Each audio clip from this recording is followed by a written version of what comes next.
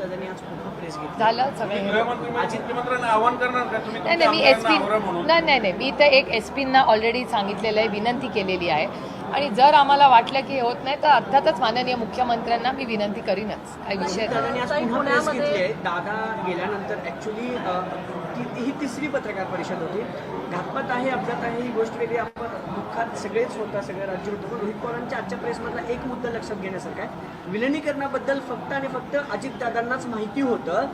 NDA मध्ये येतील, आपला पक्ष एनडीए मध्ये जाईल किंवा दादा सत्तेच्या बाहेर येतील, याबाबतही आमची चर्चा झाली होती दोन पर्यायावर. पण काही प्रमुख नेते म्हणजे दोन नेत्यांचं नाव नाही घेतलं, दोन नेते विरोधात होते म्हणून हा सगळा प्रश्न होतोय. घातपात आहे, अपघात आहे. नरेश अरोरांचं त्यांनी आधी नाव घेतलं होतं थेट.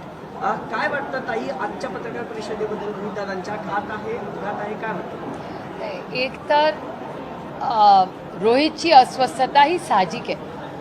दादा त्याचा काका होता आणि त्याच्यामुळे घरात अशी एवढी मोठी घटना जेव्हा होते तेव्हा अस्वस्थ वाटणं हे साहजिक आहे.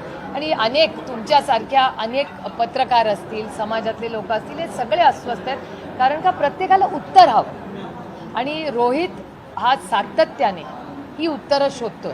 आणि आमच्या घरात जे झालं ते कुणाच्याही घरात होईल हेच आमचा त्याच्या मागचा विचार आहे. त्यामुळे इन्क्वायरी ही पारदर्शकपणे झालीच पाहिजे, ही अर्थातच तमाम महाराष्ट्राच्या लोकांची मागणी आहेच. आणि त्याचा एक अतिशय अभ्यासपूर्वक फॉलोअप आज सातत्याने रोहित करतोय आणि तो अभ्यासपूर्वक आहे, ह्याला जास्त महत्त्वाचं. म्हणजे खूप सायंटिफिकली डेटा ड्रिव्हन तो ह्या गोष्टी करतोय. त्यामुळे मला विश्वास आहे की जे काही सत्य असेल ते नक्की बाहेर येईल. काल एक बातमी आली होती ज्याच्यामध्ये ब्लॅक बॉक्स जळाला असं सांगितलं होतं. आता रोहित पवार म्हणतात की अजित पवारांसोबत त्यांचे 4 मोबाईल होते, जे मोबाईल तिथं मिळून आलेले आहेत. मोबाईल मिळून येतात, मग ब्लॅक बॉक्स कसा काय जातो असा प्रश्न त्यांनी उपस्थित केलेला आहे. तुम्हाला ब्लॅक बॉक्सच्या बाबतीत बरीच माहिती आहे आणि माझा विश्वास आहे की ब्लॅक बॉक्समधल्या ही माहिती टेक्निकली मिळेलच. मला काही त्याच्यात अडचण वाटत नाही. त्याच्यामुळे ह्या ज्या बातम्या येत आहेत त्याच्यात हा किती तथ्य असेल हा एक विलिनीकरणावर तुमचा स्टँड काय? तुम्ही दादांच्या लाडक्या होतात, अनेकदा तुमचं दादांचं बोलणं व्हायचं. तुम्ही दादांना अगदी शेवटच्या क्षणी दादांसोबत अनेकदा बैठक झाली. विलिनीकरणावर तुमची काय चर्चा झाली होती? दादांनी तुम्हाला काही सांगितलं होतं की सुप्रिया आपल्याला असं करायचं तसं करायचं? प्रेस पण झाली नाही तुमची? मी तुम्हाला खरं सांगू का, माझा भाऊ आज नाही. जे काय माझ्या भावाच्या मध्ये आणि माझ्यामध्ये झालं, हे माझा भाऊ इतका मोकळ्या मनाचा होता की तुमच्यासारख्या अनेक पत्रकार ज्यांची ते दादाबरोबर तुमची एक केमिस्ट्री होती. म्हणजे त्या प्रेस कॉन्फरन्सला तुम्हीच दादाला म्हणला, दादा तुम्हाला म्हणले का प्रे काहीतरी तुमचा पण एक ताई उशिरा पोहोचल्या, तुम्ही पळताना दिसताय असं काहीतरी एक हसत खेळत आपली ती प्रेस खूप छान अशी एक प्रेस झाली होती आपली, मला अजून आठवतं. आणि दादा फक्त माझ्याशी नाही, दादा तुमच्याशीही बोललेला आहे. म्हणजे आता बघा ऑफ रेकॉर्ड पत्रकारांनाही दादा बोलले. त्याच्यामुळे अजून वेगळं मी काय बोलू, माझा दादा तर गेला आणि ते दुःख आम्हाला आयुष्यभर राहील. आता काय ते खरं खोटं करत बसायचं कुणाबरोबर? जे खरं आहे आपल्याला सगळ्यांना माहिती आहे, मला तर माहितीच आहे. आणि जे माझ्या आणि माझ्या भावामध्ये झालं ते माझ्या आणि माझ्या भावामध्येच झालं. आणि बऱ्याच लोकांना हे माहिती आहे का? काय ते आता कशाला उणी काढायची? चला उठा, कामाला लागूया.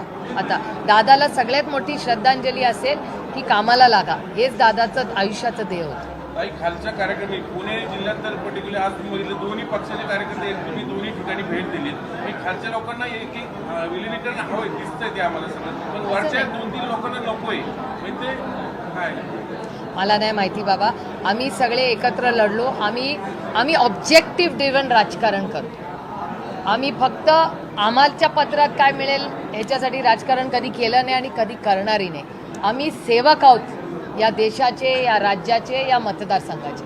आमच्या मतदारसंघात एका विश्वासाच्या नात्याने लोकांनी आम्हाला साथ दिली, निवडून दिलं. आमची नैतिक जबाबदारी आहे की त्यांचे प्रश्न सोडवावे, या गोष्टी साईडला होत राहतील. आमचं ऑब्जेक्टिव्ह काय आहे की आमच्या भागाचा विकास व्हावा, लोकांची कामं व्हावी, त्यांच्या सुखदुःखात आम्ही राहावं आणि त्यांना न्याय मिळवून द्यावं. ते आम्ही काम पारदर्शकपणे करतो.